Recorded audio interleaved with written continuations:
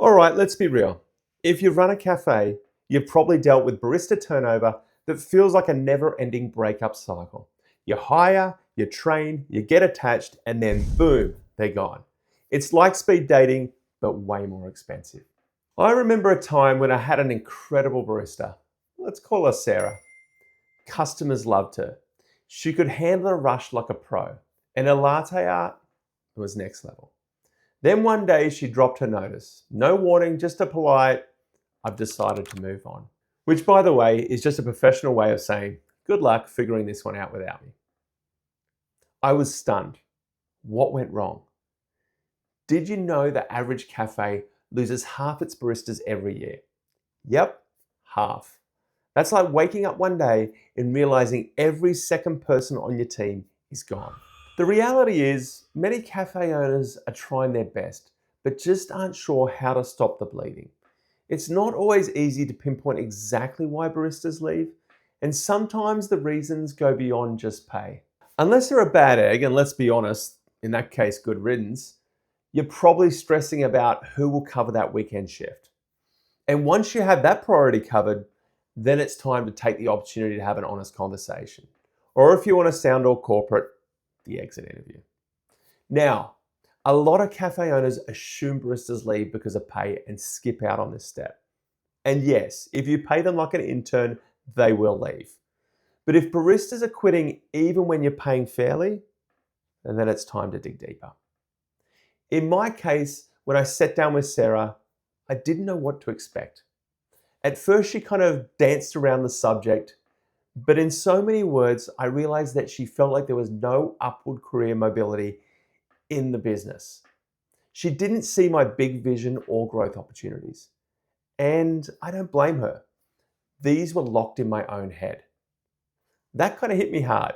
She wasn't leaving because of pay, she was leaving because she wanted more responsibility, more growth, and a real path forward.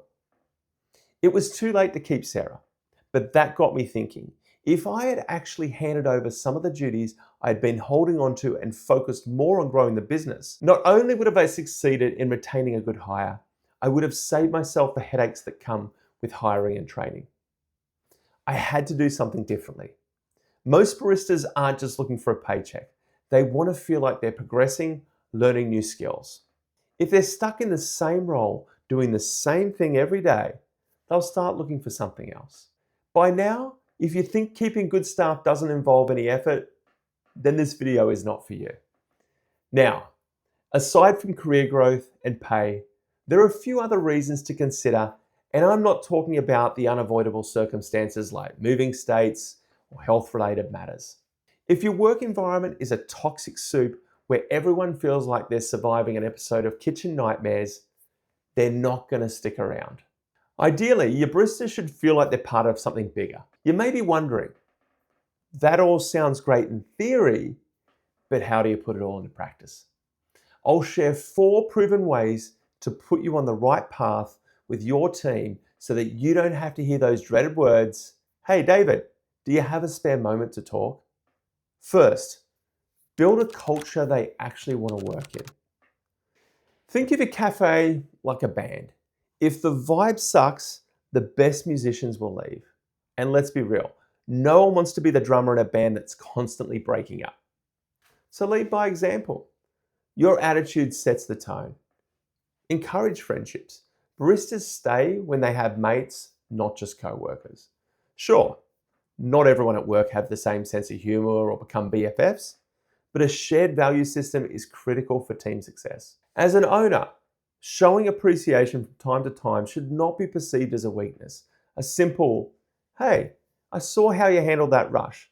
Amazing work." It actually matters. I once had a barista tell me, "I stay here because it feels like family." That's when I knew we're on the right track.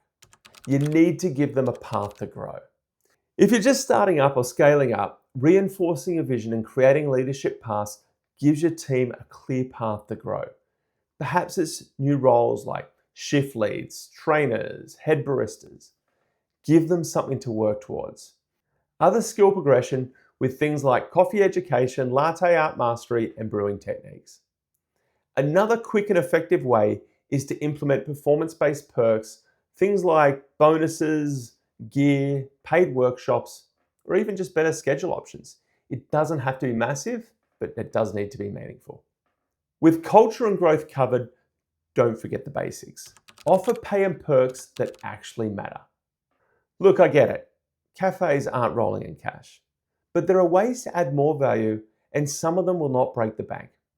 The key is to make sure you're getting a return on your investment. Small but powerful perks like free coffee, birthday lunches, they're easy wins. They'll help you foster a strong team culture. Here's a little pro tip. Doing regular performance reviews and giving pay rises before they even have to ask is a good way to let your team know that they're your number one priority. Think of a pay rise as a retention bonus. Lastly, handle issues before they turn into resignations. Baristas, they don't just wake up one day and suddenly decide to quit. It's a slow build up. Regular check-ins like a simple, "Hey, how's everything going?" can save a resignation letter. And don't ignore the warning signs. If someone's attitude shifts, if they stop engaging, if they look drained, that's the time to step in. Here's the bottom line. Investing in your staff isn't a burden, it's a business strategy.